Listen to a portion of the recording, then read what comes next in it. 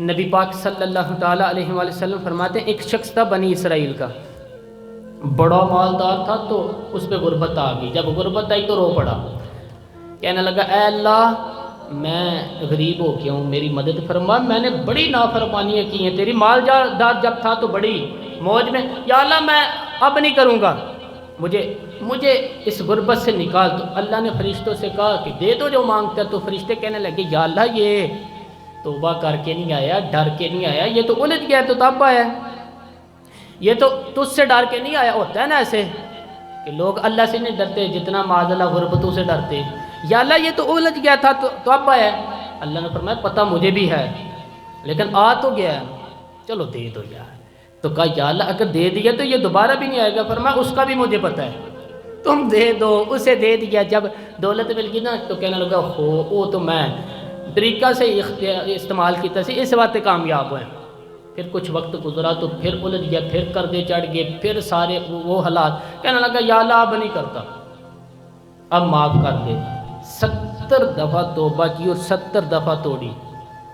حبیب کریم علیہ السلام فرماتے ایک دن بستر پہ تھا، آسانی تھی، 70 دفعہ فرشتوں نے کہا یا اللہ یہ جھوٹا ہے، جھوٹ بولتا ہے، یہ تو غربت آتی ہے تو آتا ہے تیری بارگاہ میں، وگرنہ کبھی نہیں آتا، بیمار ہوتا ہے تو آتا ہے، اس کا تو بچہ بیمار ہوا ہے تو آیا ہے، وگرنہ کبھی نہ آتے۔ یہ 70 دفعہ توبہ توڑی۔ ایک دن رات کو بستر پہ لیٹا تھا، دولتیں بھی تھی، آسانیاں بھی تھی، ایک دن خیال آیا دل میں کہ میں کتنا جھوٹا ہوں، جب الجھ جاتا ہوں تو اس کے دروازے پہ جاتا ہوں، وہ کتنا کریم، مجھے خالی نہیں لٹاتا۔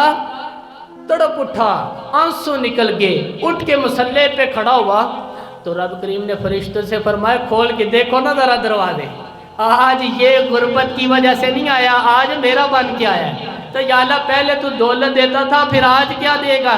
تو محبوب فرماتے اللہ فرماتے اب میں اس سے بغیر حساب کتاب جنت عطا کروں گا۔ استغفار کریں، اس کے حضور حاضری دیں۔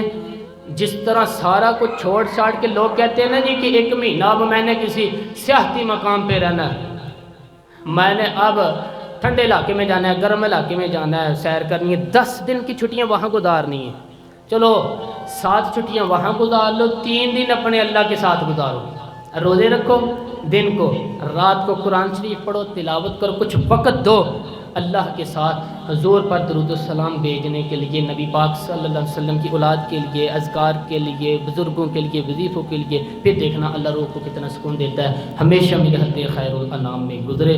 دعا ہے یوم درود السلام۔ پیارے دوستو، ویڈیو اچھی لگی ہو تو اس کو لائک اور شیئر کریں اور اس چینل کو سبسکرائب کریں۔ شکریہ۔